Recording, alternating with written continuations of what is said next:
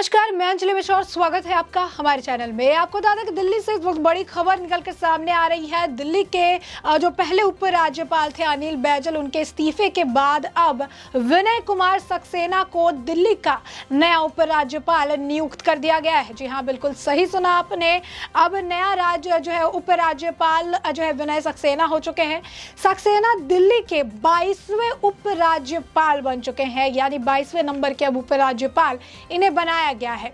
वो पदभार ग्रहण करने की तारीख से दिल्ली के उपराज्यपाल होंगे और इससे पहले विनय कुमार सक्सेना खादी ग्रामोद्योग उद्योग भारत सरकार के चेयरमैन थे। उन्होंने 27 अक्टूबर 2015 को अध्यक्ष के रूप में पदभार को ग्रहण किया था।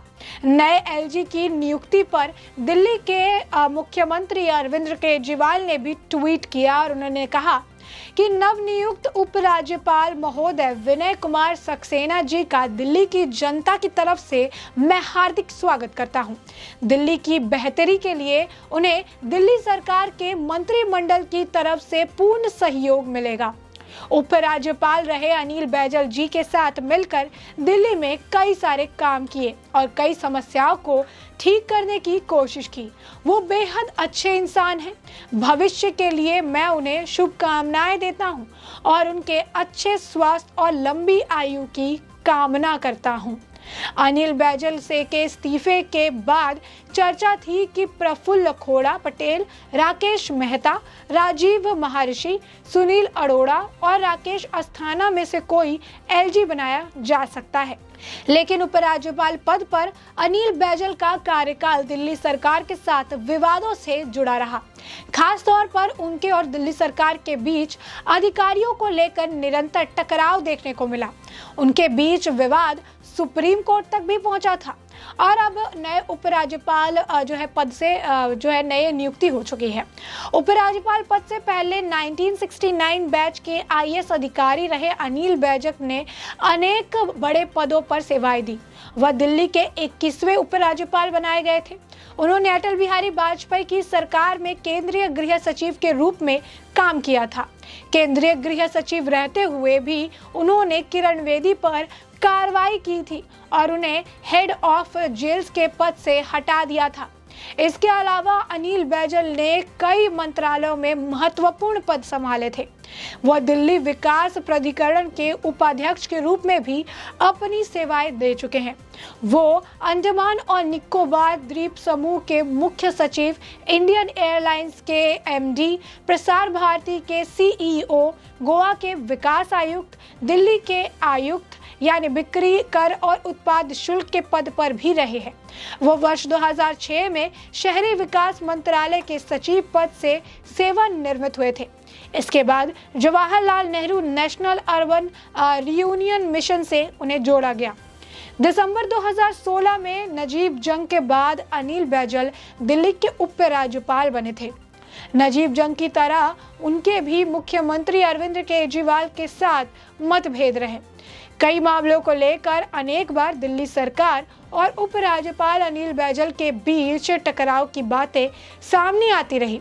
उन्होंने 1 साल पहले दिल्ली सरकार की 1000 बसों की खरीद प्रक्रिया की जांच को लेकर 3 सदस्यों की एक कमेटी बना दी थी। इस मसले पर भी दिल्ली सरकार से उनकी काफी खटपट देखने के लिए मिली थी। अब थोड़ा नए उपराज्यपाल के बारे में भी विस्तार से हम समझ लेते हैं कि नए राज्यपाल ने क्या क्या काम किए हैं और अब किस तरीके से दिल्ली का पदभार उपराज्यपाल के तौर पर उन्हें संभालने के लिए मिलेगा। बता दें आपको कि हम बात कर रहे हैं विनय कुमार सक्सेना यानी दिल्ली के 22वें नए उपराज्यपाल की। विनय कुमार सक्सेना ने खादी और ग्रामोद्योग उद्योग यानी KVIC का नेतृत्व किया। उनके अधीन ये आयोग देश का सबसे अच्छा प्रदर्शन करने वाला सरकारी संस्थान घोषित किया गया था। उत्तर प्रदेश के एक प्रतिष्ठित कास्वक परिवार में जन्मे सक्सेना ने 1981 में कानपुर विश्वविद्यालय के स्नातक की उपाधि उन्होंने प्राप्त की और पायलट लाइसेंस भी प्राप्त किया। तकनीकी, कानूनी, सामाजिक और सांस्कृतिक कौशल के साथ संयुक्त सामाजिक और कॉरपोरेट मामले में उनका खास दखल रहा। उनको कॉरपोरेट वैज्ञानिक कहा जाता था। दिल्ली के नए एलजी ने 1984 में जेके ग्रुप के साथ राजस्थान में एक सहायक अधिकारी के रूप में अपना करियर शुरू किया था। अब आपको बता दें कि व्हाइट सीमेंट प्लांट के लिए 11 वर्षों तक काम करने के बाद उन्हें 1995 में गुजरात के प्रस्तावित बंदरगाह परियोजना की देखरेख के लिए महाप्रबंधक भी बनाया गया था। परियोजना में काम करने के बाद वे जल्द ही सीईओ बने और बाद में धोलेरा पोर्ट प्रोजेक्ट के डायरेक्टरेट बन गए। उन्होंने 1991 में अहमदाबाद के व्यापक रूप में पहचान बनाने वाले NGO national council for civil liberties यानी एनसीसीएल की स्थापना की। अक्टूबर 2015 में सक्सेना ने केवीआईसी का अध्यक्ष नियुक्त किया गया था। यहाँ उन्होंने खादी और ग्रामोद्योग क्षेत्र में पहली बार हनी मिशन, कुम्हार शक्तिकरण योजना और चमड़ा कारीगर जैसी कई नवीन रोजगार सृजन योजनाओं को लागू किया था। सक्सेना के नेतृत्व में केवीआईसी के कारोबार में 248% की भारी वृद्धि हुई, जबकि केवल 7 वर्षों के बड़े पैमाने पर 40 लाख नए रोजगार सृजित हुए। सक्सेना के कार्यकाल के दौरान केवीआईसी ने पहली बार 2021-2022 में 1.15 लाख करोड़ का ऐतिहासिक कारोबार किया, जो केवीआईसी और भारत में अब तक की किसी भी एफएमसीजी कंपनी का सबसे अधिक कारोबार है। उन्होंने खादी को एक वैश्विक ब्रांड के रूप में स्थापित करने में महत्वपूर्ण भूमिका निभाई। उनके कौशल को मान्यता देते हुए केंद्र सरकार ने उन्हें कई प्रतिष्ठित समिति और पैनलों में भी नामित किया। 5 मार्च 2021 को सक्सेना को भारत की स्वतंत्रता की 75वीं वर्षगांठ बनाने के लिए राष्ट्रीय समिति के सदस्य के रूप में नियुक्त किया गया था। नवंबर 2020 में उन्हें वर्ष 2021 के लिए उच्च अधिकार प्राप्त पद्म पुरस्कार चयन समिति का सदस्य नामित किया गया था। 2016 से 2022 तक सक्सेना को प्रधानमंत्री पुरस्कार के मूल्यांकन के लिए हर साल अधिकार प्राप्त समिति का सदस्य नामित किया गया था। 9 सितंबर 2020 को उन्हें तब प्रतिष्ठित वैज्ञानिक और औद्योगिकी अनुसंधान परिषद CSIR की शासी परिषद का सदस्य नामित किया गया था। राष्ट्रपति ने 18 मार्च 2019 को सक्सेना को जवाहरलाल नेहरू यूनिवर्सिटी कोर्ट का सदस्य नामित किया गया था। यानी साफ तौर पर कई सारी उपाधि और कई सारे जो काम है उन्हें किए गए, कई सारे बड़े बड़े काम उन्होंने किए हैं और कई बड़े पदों पर भी वो मौजूद रहे। ऐसे में उन्हें दिल्ली के उपराज्यपाल पद से भी नवाजा गया है, उपराज्यपाल बनाए गए हैं।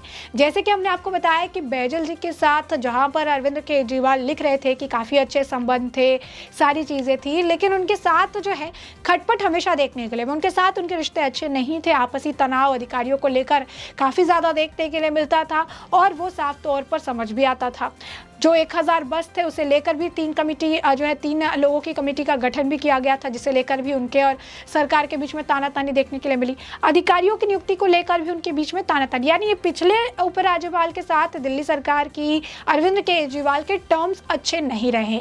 अब ये देखना भी काफ़ी दिलचस्प होगा कि विनय सक्सेना अब दिल्ली सरकार में उपराज्यपाल की जो पद है उसको किस तरीके से संभालते हैं और विनय सक्सेना के साथ अरविंद केजरीवाल के टर्म्स एंड कंडीशन किस तरीके से देखने के लिए मिलते हैं, यानी किस तरीके से इनके साथ इनकी बनती है।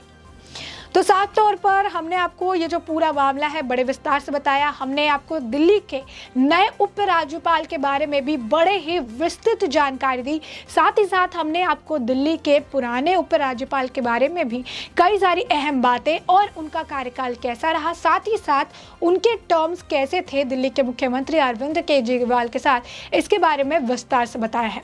अब ऐसे में दिल्ली के नए उपराज्यपाल विनय सक्सेना को लेकर आपकी भी जो राय हो हमें कमेंट सेक्शन में कमेंट करके ज़रूर साझा करें।